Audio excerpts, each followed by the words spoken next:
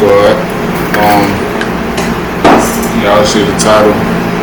The FBI for the Times Square bombing. You feel me? I've been watching. Hey, from up. I ain't gonna lie. Listen, y'all my squad, so I can be real with y'all, right? I be watching shit like this. Am my free time and shit like that. You feel me? Like El Chapo and shit like that. Fucking 9/11 fucking videos and shit like that. You feel me? Like this right here. You feel me? The FBI, like how they be like things about time, history and shit like that. You feel me? Like and in school, I like history. My history class, I love history, like shit, like just thinking like how time was back in the day and how it is now. Sometimes I ain't really gonna feel some of the shit I ain't really feel like happened for real. But you know what I'm saying, it's just it's still good to know, you feel me? Just think, you know what I'm saying, like what if? Just right there, Times Square bombing. That's what we're talking about, bro. You feel me? I don't even think I heard too much about this, but title sounds some shit we gotta hear about. Me. So, let's go then, squad. Saturday, May 1st, 2010, 6:30 p.m., New York City. A dark green Nissan Pathfinder with tinted windows was idling near the corner of 45th and 7th Avenue in the heart of Titan. 2010, 6:30 p.m., New York City. A dark green Nissan Pathfinder with tinted windows was idling near the corner of 45th and 7th Avenue in the heart of Times Square, right in front of the Minskoff Theater housing the Lion King musical. The engine was on, and the hazard lights were blinking. At first, it looked like the driver had just stepped away for a moment, but minutes passed, and still, no one came back. Times Square was packed like any Saturday evening. Billboards flickered with endless advertisements. Times Square always got down. It's always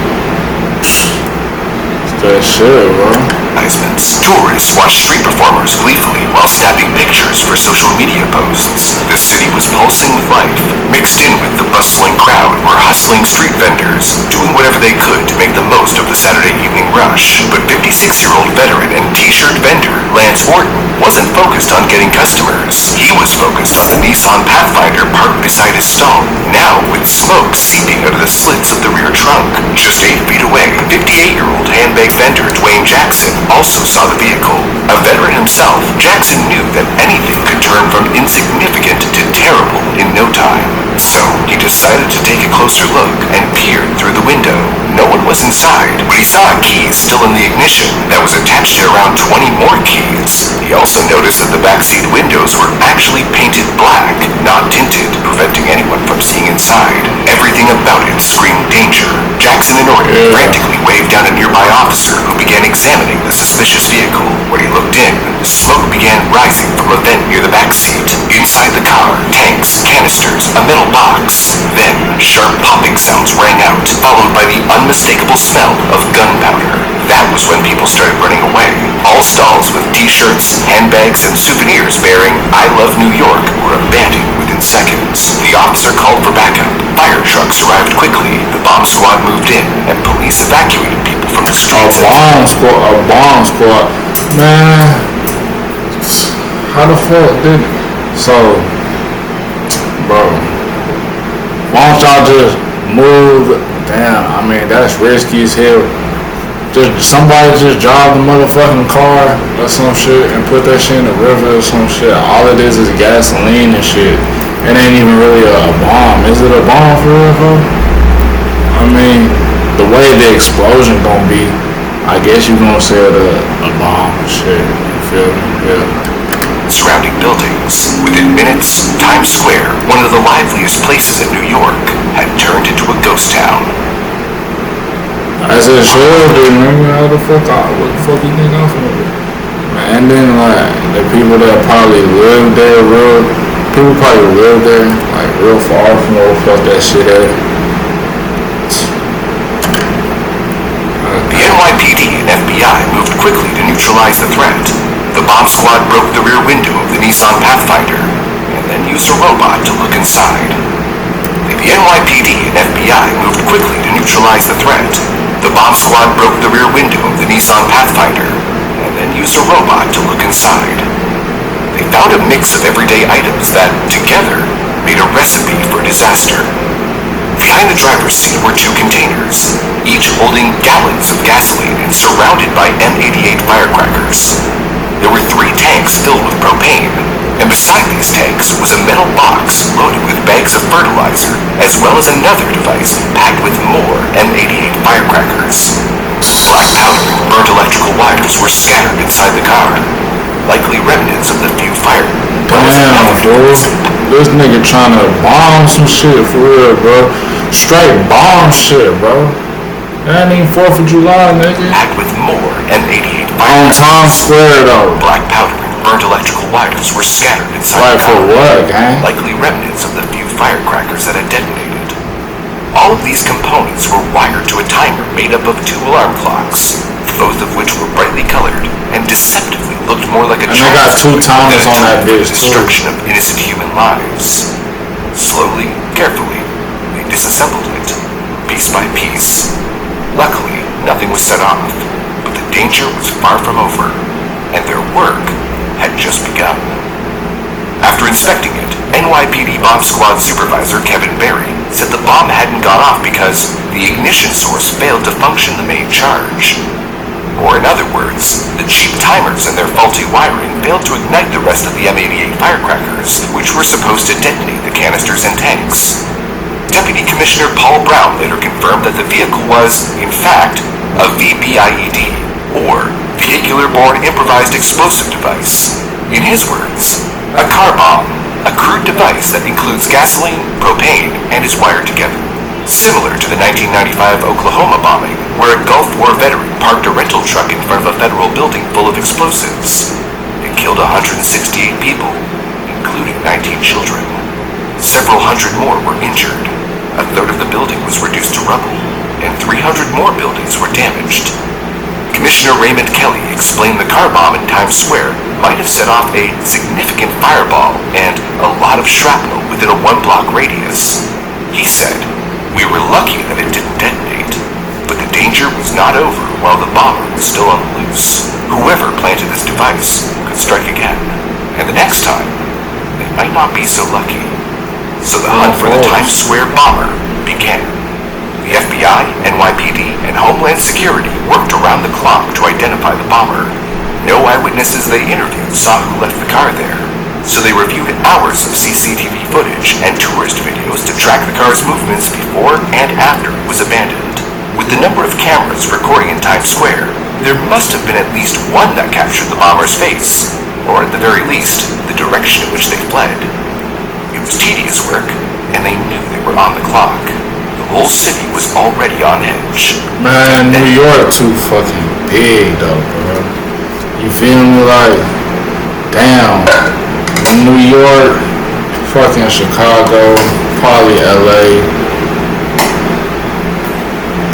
Well, probably not, but you know what I'm saying? Like, them big type of, you feel me, be packed as shit like New York, nigga. All I could really know is New York, my nigga. You know what I'm saying? The police must be, boy, hating go to work, boy. I'm telling you. The threats started to come in. 9 hours after the incident, at 4 a.m. the next morning, a 911 call came from a payphone near 7th Avenue, only 8 blocks away from where the Nissan almost exploded. The caller claimed that last night's attack was only a diversion, and a deadlier, more devastating explosion. We was trying to see how y'all was gonna react to the first time. Right. Like that shit was a play. Regardless, it was unsettling, and it had to be taken seriously. The need to find this individual was more pressing than ever. Hours later, Taliban, also known as the Pakistani Taliban, released 3 videos claiming responsibility for the recent attack in the USA. They also warned that members of theirs were already in the country, just waiting for the signal to hit another city in the days or weeks ahead. In response, the NYPD and the then mayor, Michael Bloomberg, dismissed these claims because there was no evidence linking the case to any terrorist group. Bloomberg explained, "There's one group of the Taliban that claims credit for everything, including traffic jams. That same day, Commissioner Raymond Kelly announced that a white male, believed to be in his 40s, was spotted acting suspiciously in Schubert Alley, less than a block away from where the Nissan Pathfinder was abandoned. The man had taken off his dark shirt, revealing a red shirt underneath. All the while, he kept glancing in the direction of the Nissan. A tourist from Pennsylvania came forward, believing he may have unknowingly filmed this suspect, but unfortunately, the timeline of the video didn't line up with the incident. Information was all over the place, which is often the case with events heavily covered by the media. The investigators were, understandably, very limited in the information they shared. Some news reports stated that a man was seen running away from the area and was initially considered a suspect. However, another news report stated he was just a witness who helped identify the car. With information lacking, the media and public couldn't help but form their own theories while all of this went on. Several news outlets were already comparing the attack to Al-Qaeda's past operations, like the two linked attempts 3 years earlier in 2007. On June 29th, 2 car bombs were discovered outside of London nightclubs and disarmed before they could hurt anybody. The next day, a car full of propane tanks rammed into a Scottish airport and caught fire. Luckily, nobody was killed in either incident. But for this attack, the question on everyone's minds was, why? Some suspected that the car bomb was in response to, of all things, a cartoon. South Park had recently released 2 episodes depicting the Prophet Muhammad in a bear costume, earning significant backlash and death threats from an extremist group. I haven't been to the Hey, South Park is always gonna put some shit on there. I swear to God, boy. Viacom, which owned the station that aired South Park, had their offices in the tower above the Minskoff Theater, where the car was parked, leading some to speculate that it was the intended target. Compelling as it was, this theory lacked evidence to back it up. Meanwhile, investigators relied on physical clues and forensic methods to fill in the gaps that witness statements couldn't. And little by little, they began to piece together what happened. They focused on the car and bomb components. First, it was sent to a forensic center for fibers, hair, and fingerprints, which yielded nothing. Then, it was sent to the FBI laboratory. They quickly realized the bomb was poorly made. Even if the timer worked as intended, the firecrackers were nowhere near strong enough to ignite the components, and the fertilizer meant to set off other components had been the wrong type. They were lucky the bomber didn't know what they were like doing. marble. But that didn't mean they wouldn't learn kibbles, man. days. One of the next things they did was check the license plate. Unsurprisingly, its records didn't match the Nissan. It was registered to a Ford truck, which was later found in a junkyard near Bridgeport. The vehicle identification number, or VIN, was also removed from the Pathfinder's dashboard. The bomber had made sure to cover their tracks, but luckily, they apparently didn't know that other parts of the car had VIN numbers, like the engine block and the axles. Using the VIN, investigators were able to track down the Pathfinder's last registered owner, who had given the car to his 19-year-old daughter. They went to interview her, and as it turned out, the daughter had wanted to sell the Pathfinder to upgrade her car and had posted online ads in April 2010, a month before the bombing. According to her, around mid-April, she received a call from a man who was interested in buying the car, but didn't want to give his name. Weird? Sure, but she still agreed to meet at a supermarket parking lot in Connecticut so he could test drive the car. The buyer, a Middle Eastern man, arrived in a black Isuzu Rodeo. As is the case when selling a car, the seller tried to disclose any mechanical problems. However, the buyer was more interested in the seats and cargo space. After the test drive, he agreed to buy the car for $1,300, paid in full $100 bills. The buyer refused a bill of sale, explaining that he already had a license plate. She didn't think much of it at the time, since he had already paid for the car. She gave him the key, shook his hand, and watched as he drove off in his new Pathfinder. Unfortunately, without a bill of sale, he kept his name a secret till the end. But it wasn't all a loss. The seller was able to provide both the buyer's mobile number and physical description for a composite sketch. In no time, investigators traced the number to a prepaid account. It was activated on April 16th and hadn't been used since April 28th. While active, the prepaid account made some notable calls. Some of the calls were the seller of the Nissan Pathfinder. Another was with a firecracker store in Pennsylvania, known for selling commercial-grade M88s, like the ones found in the Pathfinder. Niggas be splurging with it, bro. When it be around a July, boy, June, the end of June, early July, boy.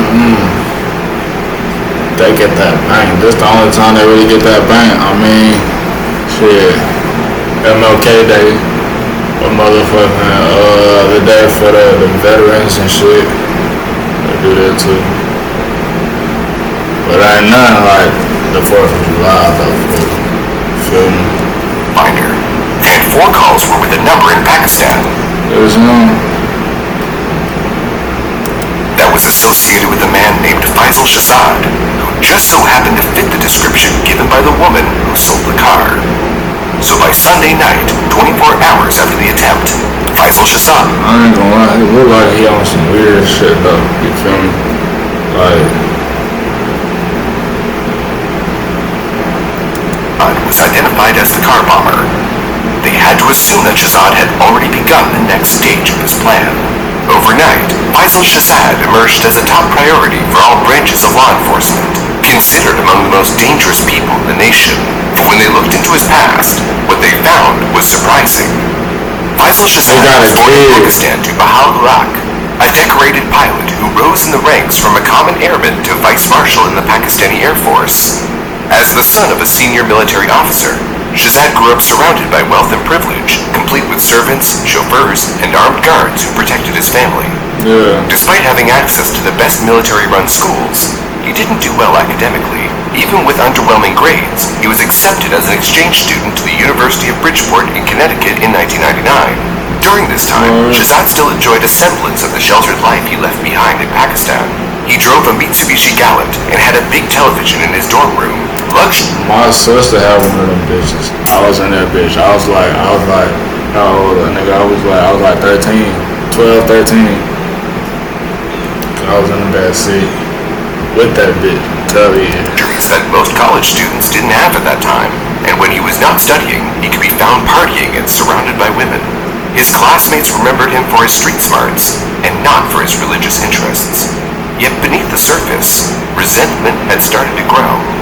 A friend recalled that in 2001, right after 9/11, Shahzad had said, "They had it coming." He had then gone on a rant about what he believed was a Western conspiracy to mistreat Muslims. But despite the growing resentment, it looked like Shahzad was genuinely trying to make a home in the US. After graduating, he got a job as a financial analyst, and in 2004, he married his Pakistani-American wife. He hosted barbecues and doted on his children, the picture of an everyday suburban life. But his gradual changes didn't go unnoticed by those who were close to him.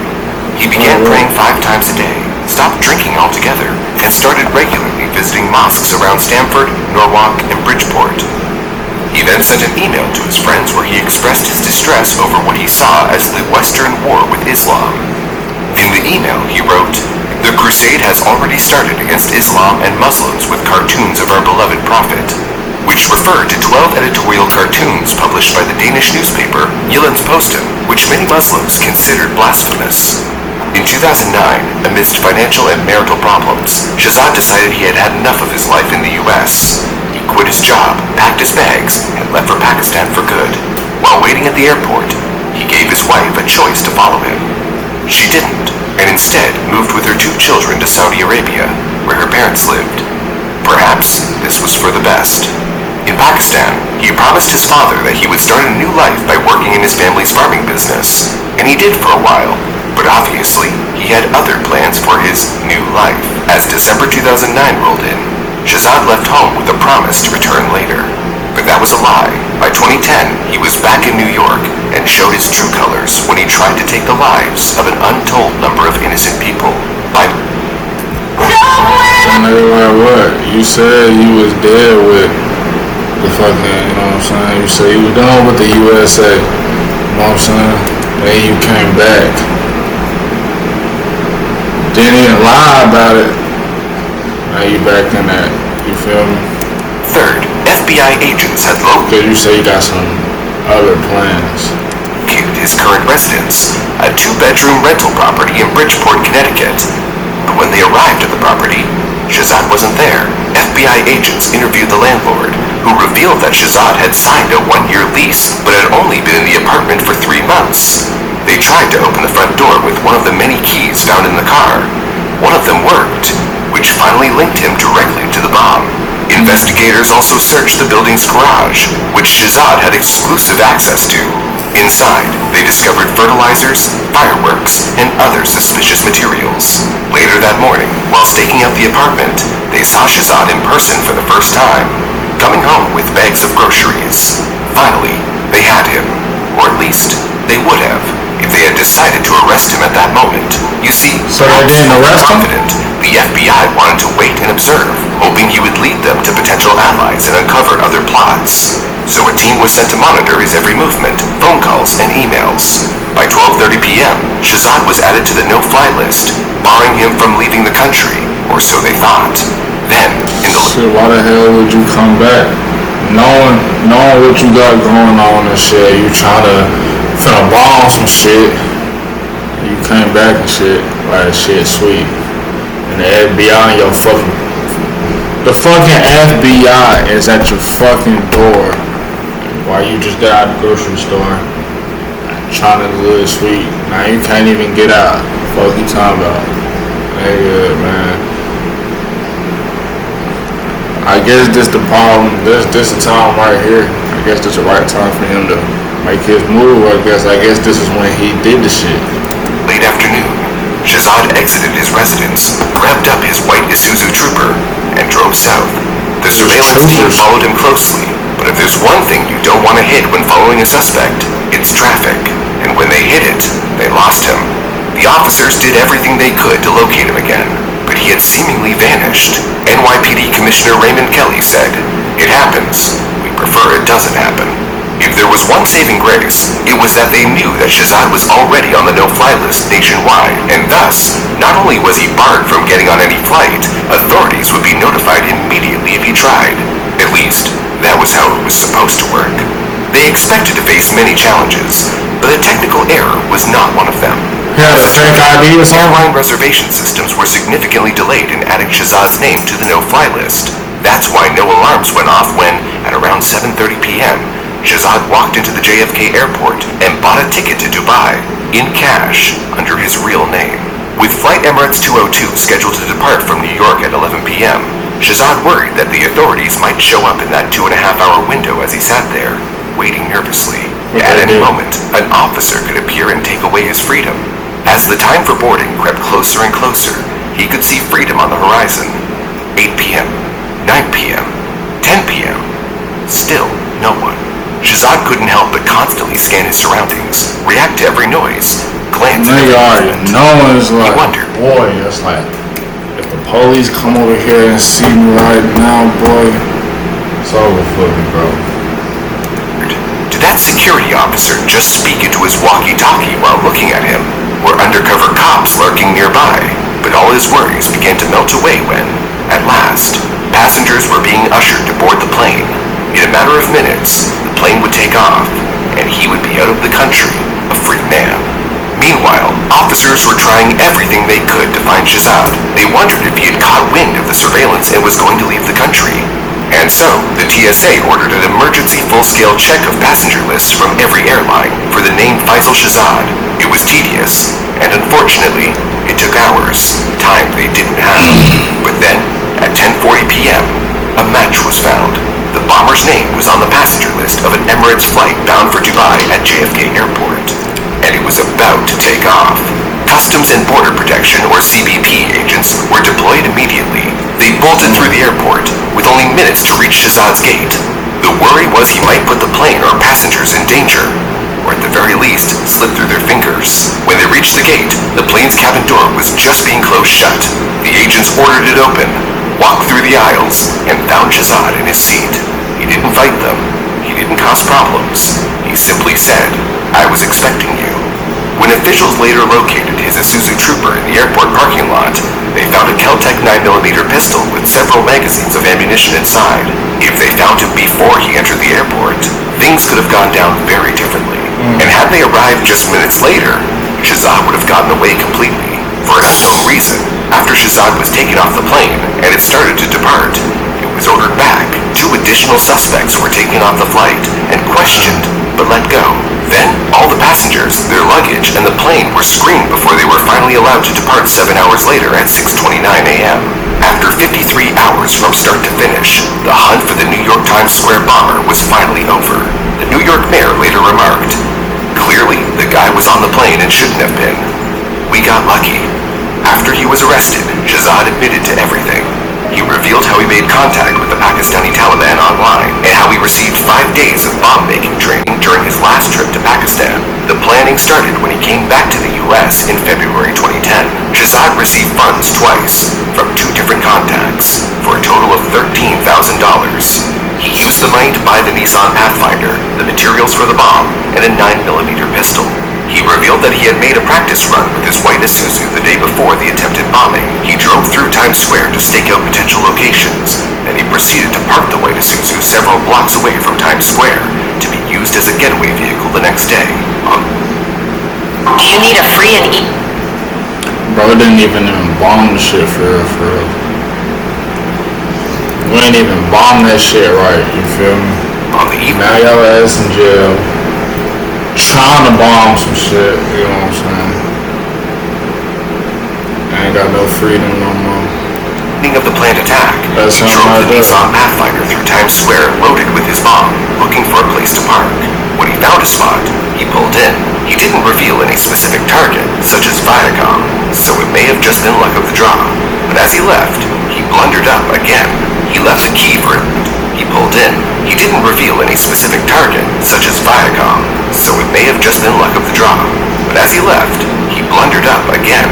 He left the key for his getaway vehicle in the car bomb with the other keys, so he instead took the train home, back to Connecticut. Months after his arrest, a video of Shahzad surfaced on the Saudi-owned network Al Arabiya, in which he declared that his actions were meant to avenge Muslim fighters. On June 21st, 2010, over a month after the bombing attempt, Shahzad was convicted of 10 charges, and he pleaded guilty to all of them.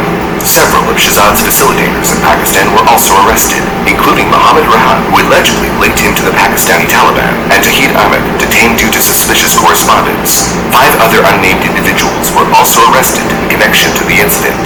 Meanwhile, the man changing his shirt on the surveillance video was cleared. During the sentencing, Manhattan U.S. Attorney Preet Bharara described Shahzad as a remorseless terrorist who betrayed his adopted country and today was rightly sentenced to spend the rest of his life in federal prison. Shahzad is currently serving his life sentence in the USP Florence Admex Penitentiary. In the end, justice was served, but the weight of what could have been still lingers. That's why the Times Square bombing attempt led to major security updates, such as how airlines must now update no-fly lists in real time to prevent unauthorized boarding. Yeah, like terrorists, bro. Like, it's sick the motherfuckers are. It's like to watch the motherfuckers on YouTube and shit. How, like I told y'all, like watching shit like terrorists and shit like that. You feel me? You know what I'm saying? History class, man. I'll make a channel just because history channel if I want to, but Vice worked as intended. Times Square could become a scene of unimaginable horror. A month later, a simulation done in Pennsylvania was enough to show how devastating the results could have been. Dwayne Jackson, one of the street vendors who reported the car, later reflected, "Now that I saw the propane tank and the gasoline, what if that would have ignited? I'm less than 8 feet away from the car. We dodged a bullet there." Lance Gordon left wise words to his fellow New Yorkers. See something, say something. The case proved that even with the best start, things could go wrong in an instant. Despite this, all the parties involved never gave up and succeeded in the end. y'all just go on to life for the rest of your life trying to bomb shit. That's crazy, bro. I'm out of here, though, squad. 100.